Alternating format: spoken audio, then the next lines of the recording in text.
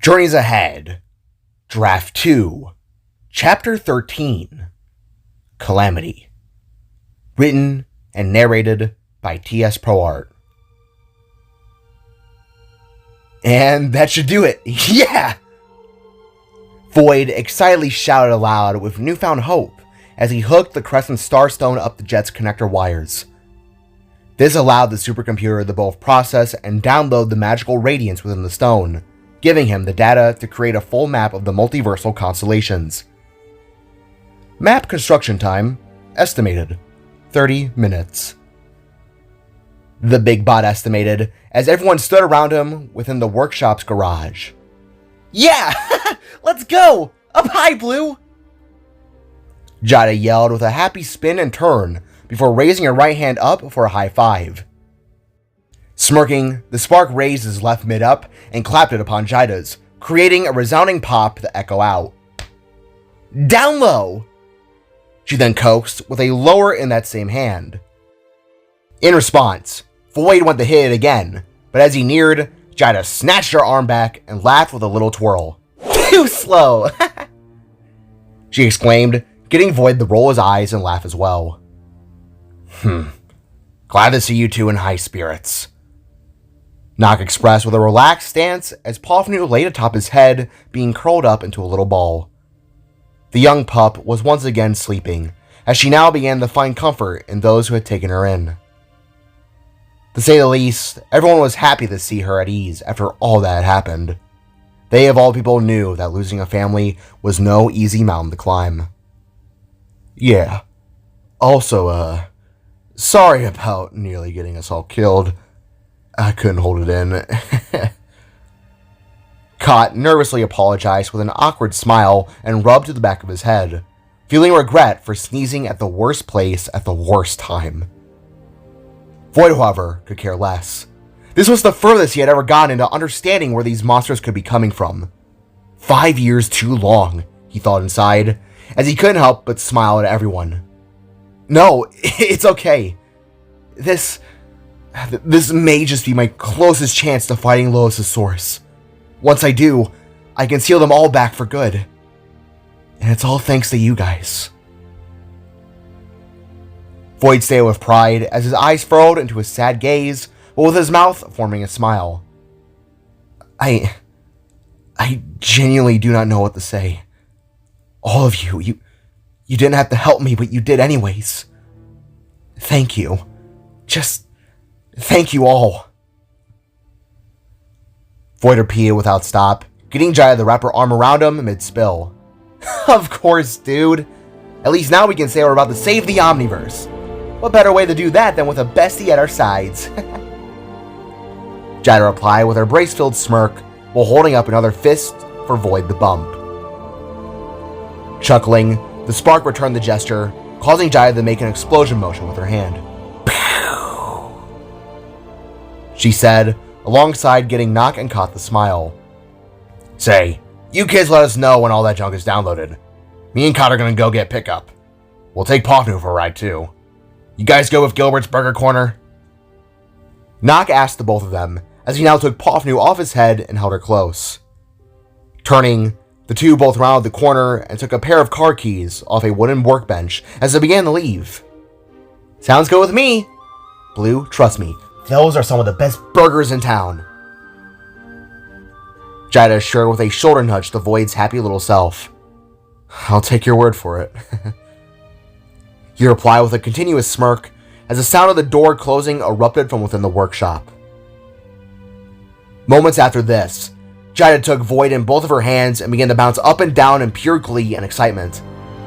I'm so happy right now. I can't imagine how you must be feeling, Blue. Oh my god. The guitarist shouted, feeling ecstatic about the progress they had made within the tiny frame they had started working together. Honestly, I can't put it in the words. I've waited so long to reach this point that I'm overwhelmed by a sense of everything. He gently replied as Jada now pranced on her tippy toes in place. I guess relieved is how I would put it. We still have a lot of work ahead of us, but I can't help but feel that I'm making my people proud. The spark continued to say, with Jida slowing her little dance to a heeled press stopped. Oh, I'm sure they're smiling down at you as we speak. To her words, Void held his head low, but smiled warmly to the thought of such an image. Same to you, Freckles. I'm sure your family is proud of you too. From his words, Jida couldn't help but feel that burning love in her heart again. This time, she didn't make any awkward moves. Instead, she raised her fist up and playfully smushed it against Void's chest, showing a more friendly type of affection as opposed to straight up going in for a kiss. Bat, she said again with a cheeky grin like she did the night they met. Hey, so tomorrow, Nock is having Sarv and Tucker over again for a weekend hangout. I know you've heard them say it a few times, but I was wondering if you'd want to join us for that. Jida asked as she then looked back at Void with her adorable smile. We cook out, play video games, typical dysfunctional family stuff. I think you'd love it. To this offer, Void's eyes perked with sudden wonder as he thought about her ask. It had been so long since he had ever done something in that kind of light. A game night, or simply a night to just be himself per se. So long, in fact, that Void didn't really remember how to act in that kind of environment. He couldn't lie, though. This was something he definitely needed. I'd love to. Thanks. Is all I could say to Jida's wide brace-filled smile. Awesome! I'm telling you, it's gonna be great. It's always a lot of fun. There's always so many games, so many laughs. You're gonna... Before Jida could finish, Jet suddenly buzzed to life with a loud sound. One that was alien to her, but one that Void knew all too well.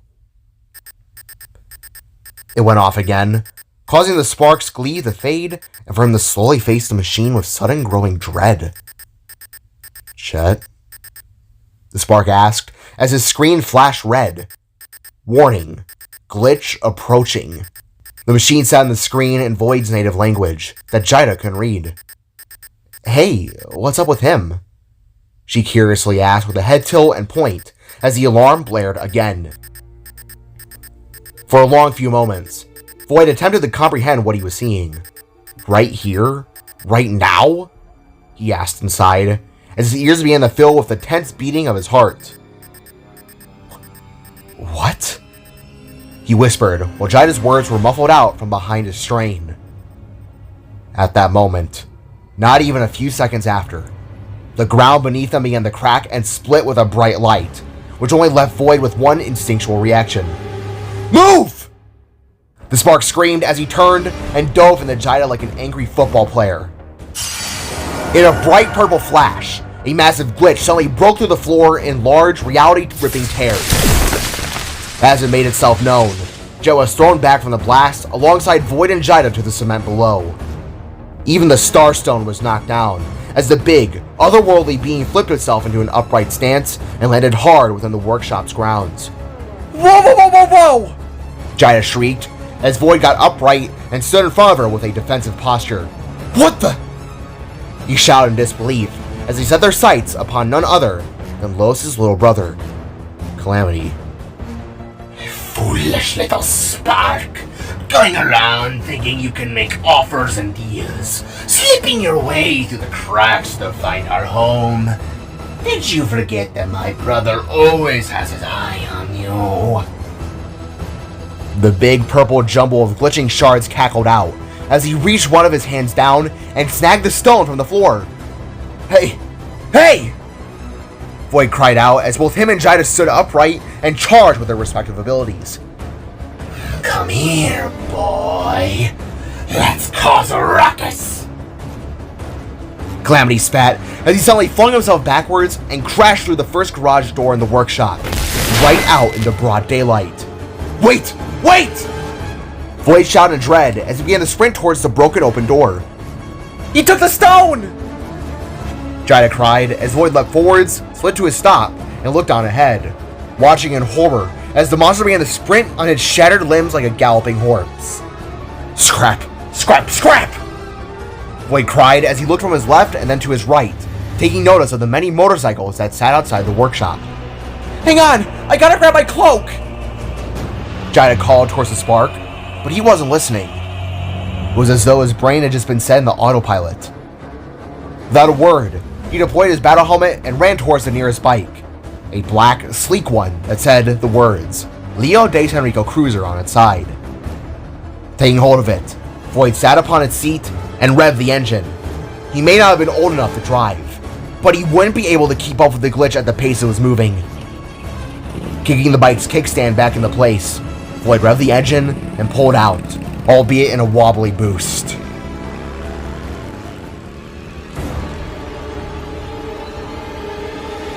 In a violent crash, Calamity leapt himself through the side of a building and entered the busy streets of the southern side of Aurora. Turning their heads and being taken aback by shock, the walking and driving residents of this side of the city all fell into an immediate state of shock as they watched this alien-looking creature crash into the mainline road. At landfall, the glitch began galloping forwards with no sympathy for what was in its path. Cars were flipped, people tossed or jumping aside. It was immediate chaos that had everyone who was oblivious to what the glitches were in a state of horror. Swerving around the corner with a roaring engine, Void activated his axe and slashed its burning blue blade into the road, allowing him to turn the corner without crashing. Before his eyes, the spark was able to see the immediate carnage that the glitch was causing. It was on purpose, he realized. This was some sick ploy by Lotus, a middle finger to all the hard work he and his newfound friends had accomplished. Calamity could have gone back into the realm with the stone, but no, this had purpose. A purpose to torture and annoy the spark further. Ugh, really not in the mood for the rampaging glitch through the city right now! Void shouted in anger through his mask as he swerved around the debris in his path and retracted his battle axe. Leaping ahead, Calamity began to run along the sides of buildings, intentionally shattering the glass and having it rain down upon the now panicked city folk. Seeing this, Void quickly threw several Nova runes to guard everyone's heads, whilst also trying to maintain a steady balance upon his bike. Turning with hard lefts and yanking the nasty rights, Void began to panic on the inside as the monster continued to leap from buildings and the road below. This was bad. Very, very bad, Void thought. Calamity, stop! You're hurting people! The spark desperately pleaded as he began to speed up after the spider-looking monstrosity. As all this occurred, rookie Officer Sankston sat parked in his cruiser, eating at a lone donut that had been bought by his office. Only to suddenly hear his fellow officers come through the radio in a panic. Calling all units. We have a... well, pieces, I don't know. Some kind of monster running through the city. There's also a lunatic on a bike giving chase. They appear to be heading for the bridge. Northeast Natalie Street, now. One of them called, leaving Sankston to raise an eyebrow. Monster? He asked himself, when Calamity and Void suddenly rushed past his vehicle, nearly destroying it by an inch. Whoa! He gasped while dropping his donut to the bottom of the cruiser. Jesus Christ, okay! He added in a gasp before kicking his vehicle in the drive, hitting the sirens, and getting to be the first on the scene. Oh no, police are involved! Void muttered under his breath as he took notice of the red and blue flashing lights blaring from behind. Calamity! Slow down! The spark called as he activated his arm cannon and opened fire upon the monster. In sharp blue lights, Void's plasma bolt struck Calamity in the back, causing the glitch to shout and run faster with disgusting breath. Hey! What's going on? Sankston called through his vehicle's megaphone speakers when the sight of an A&N news chopper suddenly flew overhead. Get out of here, officer! It's not safe! Void shouted back over his shoulder as Calamity turned a corner and began heading to the massive bridge that divided the city. Afraid I can't do that, sir. Sankston retorted as the glitch leapt forwards and started throwing passing cars into the water. No! Void cried, knowing he wouldn't be able to save them. But by the grace of Matira, these vehicles were suddenly projectile warped back to safety in bright orange flashes. Looking over his shoulder again, Void, as well as Sankston, watched in relief as Jida now donned in her phantom cloak, help from the sidelines. She brought these cars to safety while also moving people out of the way with her powers, which helped ease the Spark's already shattered nerves. "Angel!" he exclaimed as Sankston drove up alongside him. "You two friends?" he asked as him and the Spark crossed the bridge and entered into the northern side of Aurora. "You could say that. I got this, officer. Please just get out of here," Void pleaded as he began to take in the northern side's corrupted beauty. It was clean, surrounded by majestic neon-glowing skyscrapers, blooming plant life, along with the nicest shops Void had ever seen. However, the panic from the southern side now took hold of the north, where the fancy folk were met with Calamity's rampage. "Not when my city's in danger. I'm actually one of the cops that appreciate what the Angel does for us. I'm helping whether you like it or not." "Wait a second, are you a kid?" Sankston asked as Calamity began to run alongside a nearby skyscraper. "Look, just divert people away from the streets. Now! I'll deal with the monster, please!" Void commanded with a stern stare towards the officer, who somehow knew that he could trust the Spark. "Anyone on her side is on our side in my eyes. Just don't hurt anyone," Sankston asked as he made a note to the other officers about what to do. "I'm not the target. Just get people off the streets!" Void shouted back as he revved his engine again and blasted on. From all sides, Void watched as Jida continued to help, but he had to stop Calamity fast. That thing was causing too much damage. Too many vehicles were cast aside. Too many people nearly crushed under the glitch's weight. He had to end this, now. "Are you serious, Calamity?" Void shouted as the monster spun and dove through a building, creating a massive hole in its side before landing back to the streets. "It appears that there's some kind of chase happening in the streets of our beloved city. We are unaware as to who or what is rampaging through the community, but it appears that the Phantom and some unknown assailant are after the creature as we speak. And, good golly, they're heading right for our building!" A Wolf reporter exclaimed from within one of the news choppers that broadcasted the city events below, while watching in dread as his building was in the path of this chase, the A&N building. "Calamity!" Void bellowed out as he now stood upon the bike and pulsated himself forwards. As he launched ahead, the Spark deployed his Nova Blades and slashed down to the monster. Howling in pain, Calamity leapt forwards and snatched Void, but before anything could be done, they both ran through the outer wall of the A&N building and slid it to a harsh stop within its main workspace office.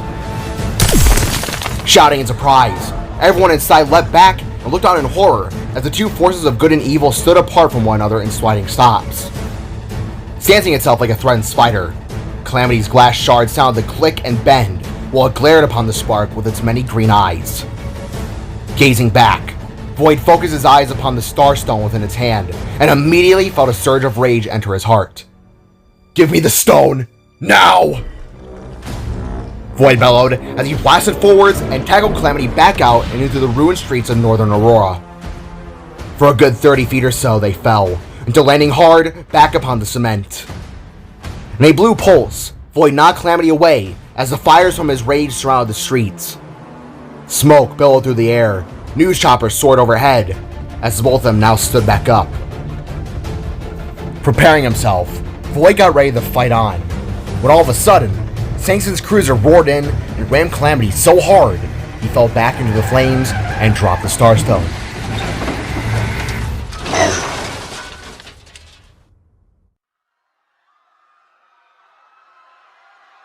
"Oh, hey, you alright?"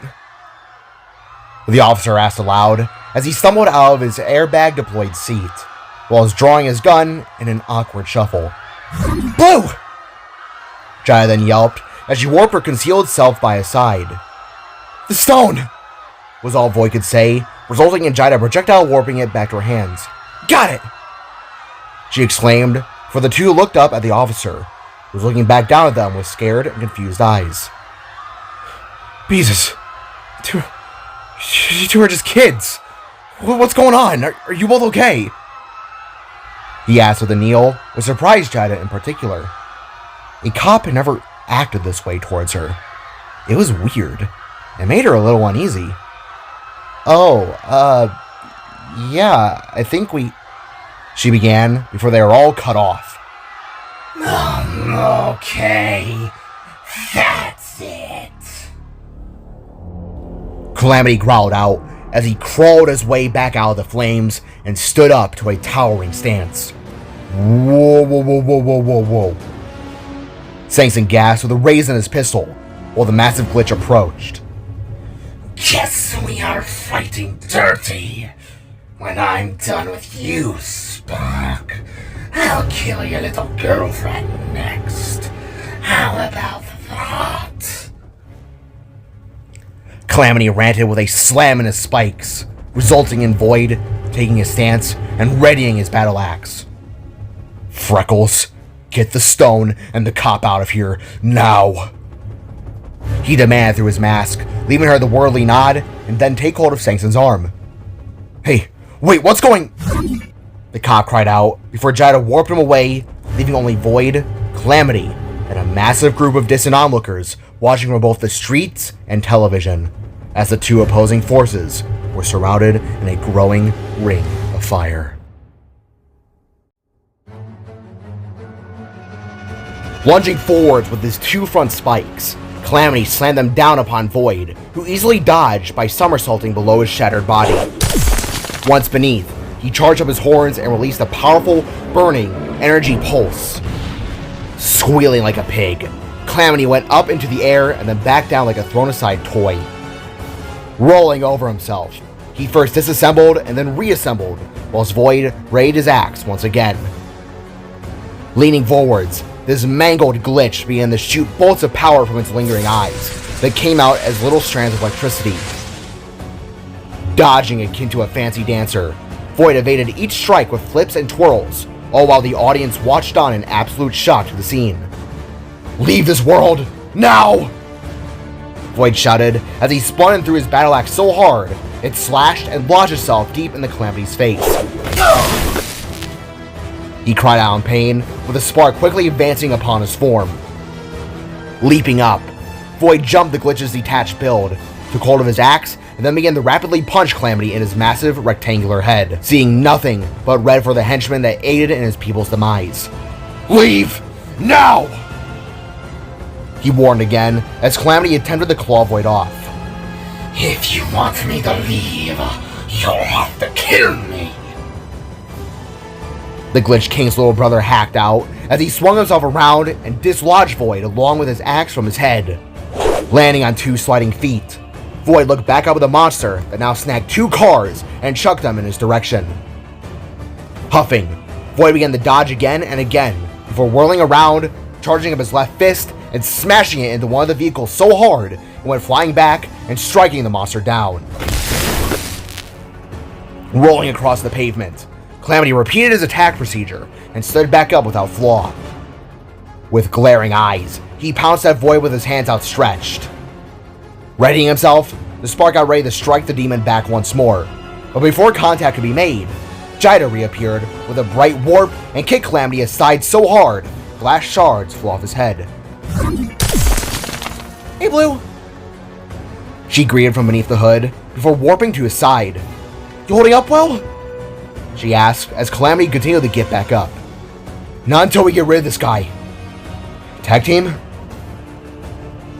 Void quickly asked, reminding Jida of how they met and worked together a few days ago. Tag team. She replied with a fist bump as Calamity stood and roared down upon the two kids. In unison, both Void and Jida lunged at the Glitch as he struck back with powerful slashes. Looking to his companion, Void could see that she now had the stone around the sash beneath her hood, signified by the glowing pink emanation beneath it. With this newfound relief, Void opened his chest and unleashed several rockets into Calamity's body. From the side, Jida extended a hand out and began to absorb the surrounding fire. With it all collected, she rolled around and smashed her fist into the ground, which created an uproar of flames around the beast. With this blindside attack, Void pulsated himself upwards and gave a mighty uppercut to the Glitch, who was suddenly overwhelmed by all that was happening. As Jida and Void fought on, their combined attack suddenly began to turn into that shade of purple once again. This, they both thought, the same unknowing power that always arose as they both began to engage in certain ways. There was no time to comment on it now, though, but it was without a doubt hurting Calamity. Whenever a purple strike came to his limbs, they would crack or shatter. His own colors began to fade, until within moments, Calamity was turned into a jumbled collection of floating stones, if you could even say he was from the start. How? What is this? He asked in a panic, as both Void and Jida leapt upwards and dropped down with a combined purple foot dive. No! Impossible! Lotus! Calamity cried out, right before his rectangular-shaped head was shattered apart into 1,000 little pieces. Once his head was gone, the rest of what was left of Calamity's body dissolved and shattered into a bright and powerful energy exhaust that suddenly blew both the Spark and his companion back on their rears. Gah! Whoa! Jida cried, watching in shock as the magical glitchy dust arose into the air, while Void just stared on in bewilderment.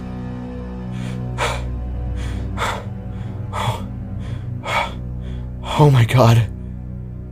He gasped as the dawning realization of what happened hit him like a train. Oh my god. He repeated. Calamity. One of the strongest glitches. The brother of the Lotus on a similar power level. He was defeated. Not just defeated. He was dead. No way. Void continued to speak in stunned amazement and shock as he reached down to retrieve his axe. He's gone. Calamity, he's gone. Standing back up, Jida looked at the scene in full before releasing a tensed-up breath. Wow. That was surprisingly easy, she said as the news chopper flew overhead once again. Yeah, Void replied whilst retracting his axe and kicking off some of the lifeless shards aside. A little too easy, he added as the sounds of police cars and fire trucks approached. Looking around, the duo watched as the northern side began to surround them. Some looking scared, and others angered to see the Phantom in their half. Uh-oh, Void thought, until feeling Jida's hand wrap around his own. Time to bounce, she nervously exclaimed, before warping herself and Void out of there, heading back to the workshop to try and understand what on earth just happened. Jesus Christ! Are you guys alright? Nock asked in a panicked breath as he hugged Jida tightly after their long explanation. Yeah, we're fine. It just... she replied, looking at the Void as he finished sealing the tear in the garage floor. It just gave us a scare is all. But we got the stone back, she added, whilst gesturing the Jet with her thumb, who is back to downloading the stone's magical essence. Looks like our Lotus friend is getting a bit nervous to send one of his lackeys here like that, Koch stated as he took a bite out of a big double-pattied burger, while a still sleeping Pawfnew rested in his free arm. Must be. I haven't had a glitch sent on a hit mission on my behalf before, but Calamity was his brother. Now with him dead, I fear I have blood on my hands, Void added as he wiped his brow and stood back from the sealed floor. Hey, that cube-headed maniac had it coming. He took your family for crying out loud. Fair is fair, I'd say. Jida spat before taking a nearby burger corner soda off a table and drank from its straw in a hard sip. Oh no, he totally had it coming, but Lotus has never faced a loss like this. He can lose foot soldiers any day of the week, but this is either going to scare him or absolutely enrage him, Void replied when Jet suddenly spoke up. Download complete. Map registered.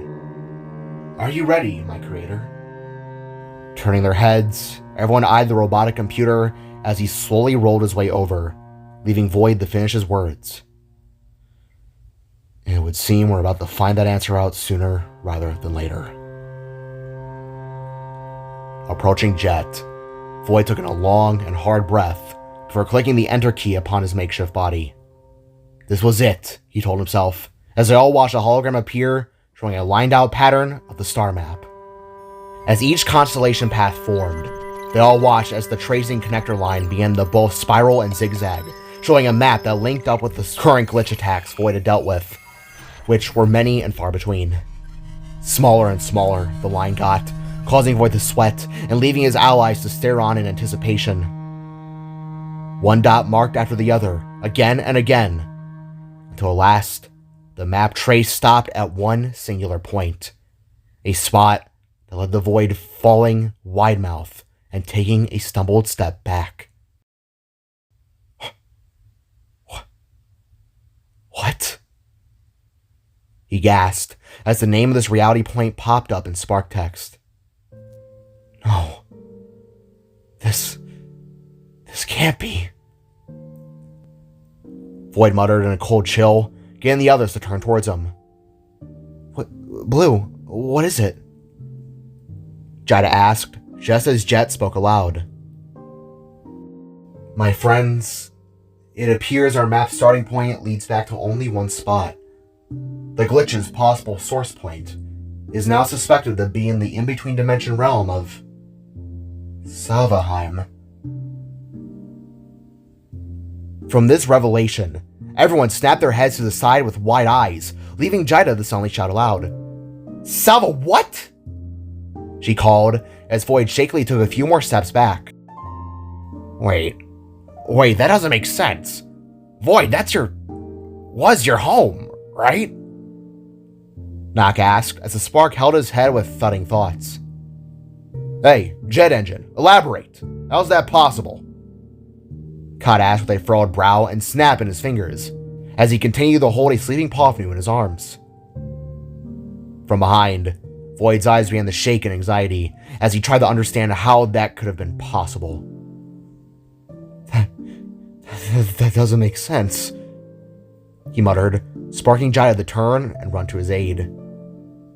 Actually, I'm afraid that there is a logical explanation behind this, Jet said as his face fell to a concerned look. Salvaheim is a dimension between the seams of all realities. It's a rare oddity akin to a mirror space, but on a much grander scale. Given its sheer size and power, it wouldn't be impossible to say that the reality-placed constellations would link up to that very realm. Jet explained as he raised his T-Rex-shaped hand up to hold his non-existent chin. Use sparks use Salvaheim to access other worlds with ease. It's a space where everything connects, theoretically making it a perfect spot for the glitches to make home. My creator, I fear that the very place you've been searching for was perhaps your home from the very start. All turning, everyone eyed Void as he was now sitting slumped on the floor within Jida's arms. The spark wasn't crying or screaming. Rather, he looked to be lost, a soul trapped in a winter storm.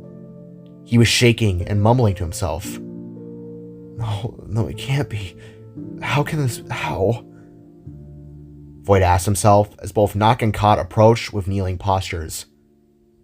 Hey, did you ever return to Salvaheim in the year's hunting? Nock questioned with a nervous tone, as Void continued to think. No, it was torched and ransacked before my very eyes. I tried to signal for survivors there, but I never received a message back. I just assumed it was uninhabitable. Uninhabitable? I can't talk. Void explained as he slowly stood up to his feet. I think I need to lie down for the night. I just need to think. He quietly said through stuttering words, while shuffling himself off Jida and going to and up the stairs, leaving all those below watching with disbelief in their hearts. Opening the door to Jida's dark room, Void, without even bothering to take off his armor or clothes, just slowly got atop his bed, curled into a ball, and faced the wall. The only light within the room came simply from his eyes, as nighttime now overtook the city. As he sat there, he could feel them shaking back and forth, from the many thoughts burning his soul. How? He kept asking inside, for it had to be about 15 to 20 minutes. Until a sudden warmth came over him.